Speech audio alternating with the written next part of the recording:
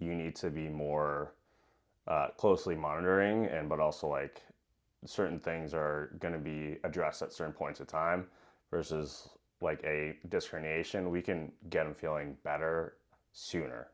I think is a bigger thing. Yeah, I think with chronic disc hernia, like someone who has had a disc herniation in the past and is dealing with some of those symptoms, that is definitely easier to get some of those quick wins versus the strain. Typically, that's going to be someone who it just happened, right? So Yeah. you're like, shoot, okay, we got to create a little bit of time for this to naturally heal. And I, same thing, right? It's like the disc herniation, it's viewed as something that's so scary, but it is actually or can be easier to treat. And it's funny. We've both experienced disc herniations in the past, and like it is one of the like worst things to go through. Yeah. And it will always happen when you least expect it. You're like, man, I was lifting half of what my PR is, so I don't understand why I just blew out my back. But in my situation in particular, I was deadlifting, had literally half my max on the bar, and got about halfway up, felt a pop in my back, immediate sharp shooting pain down the leg, and like was debilitated for like a day or two.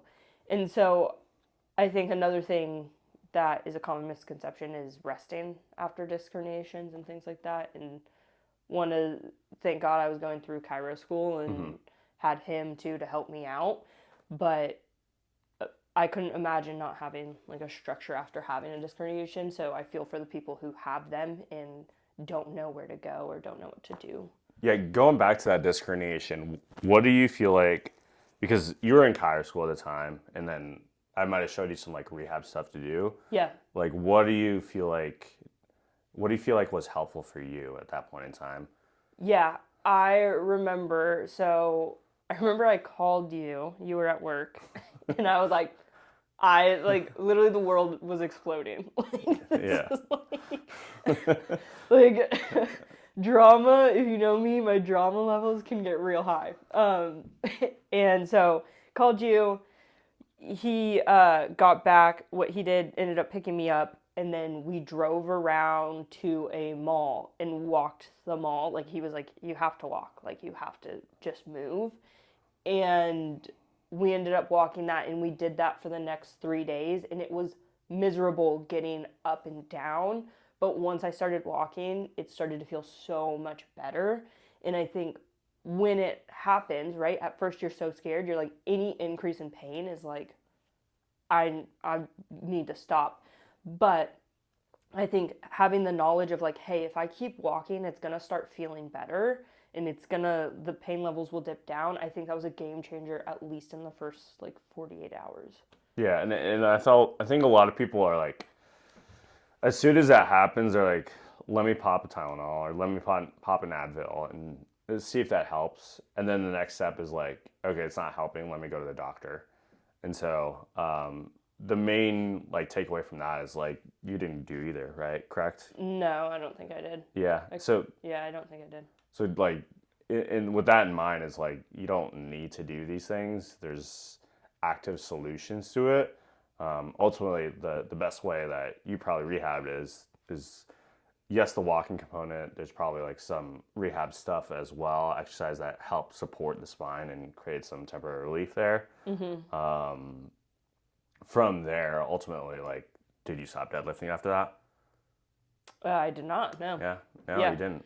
Yeah, it did. It took me a decent amount of time to just build back Yeah, up. yeah, I would say if I knew what I knew now, the time would for sure shorten and how long it took me to build some of that muscle back up. But yeah, it was like maybe a year or two before I was like feeling pretty confident yeah, yeah. in And some of so, the stuff. and I think now it probably would have been shortened. Oh, Yeah, now it would have yeah, been a few months yeah, for sure. And I think one of the also other biggest misconceptions is like once, like my back will still flare up every once in a while, yeah, but it is not nearly as bad as it was in the past. And at least right now, I have the tools to be like, cool, let's figure this out. Let's get this fixed. Whereas in the past, like a flare up probably would have taken me out, or if I didn't know, a flare up would take me out for weeks, right? Yeah. Yeah. And that's the thing. It's like, you don't need a flare up to take you out. It's like, if you have the tools and you know what to do, it's like, here are some things to address it. I know how to make it feel good.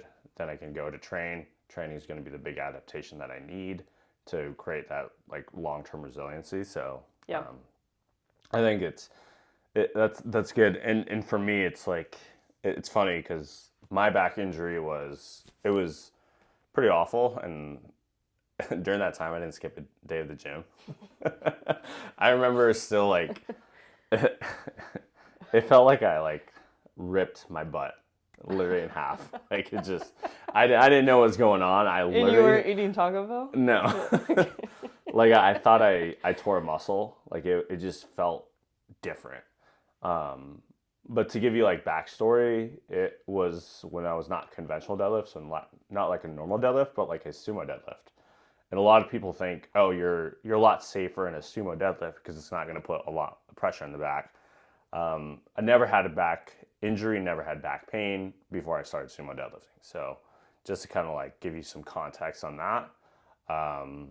And then pulling probably around like, I think when I put on 5 plates, that's when I started to have it. And so Just it was, lightweight. it wasn't like a super heavy weight, but it was like getting moderately challenging for sure. And then started to pull it, and then felt something go down my leg there as well, and went through decompression therapy. Never skipped a day of the gym, so I did a lot of upper body days. Yeah, I think during that time was probably the first time my bench press increased because I was probably doing a lot more upper body stuff. But with that in mind, it's a lot of my time took a lot longer because that was when I was an undergrad, and during undergrad time, a lot of it's like, let me try to see what I can do type of thing, and let me wait for it to go away. So let me rest it and then try cryotherapy. Adjustments didn't help me at all. A lot of decompression therapy helped me from the very get-go, but then again, it came back until I saw someone that was more like manual therapy, but also exercise part of their practice, and that's what really got me back. Nice.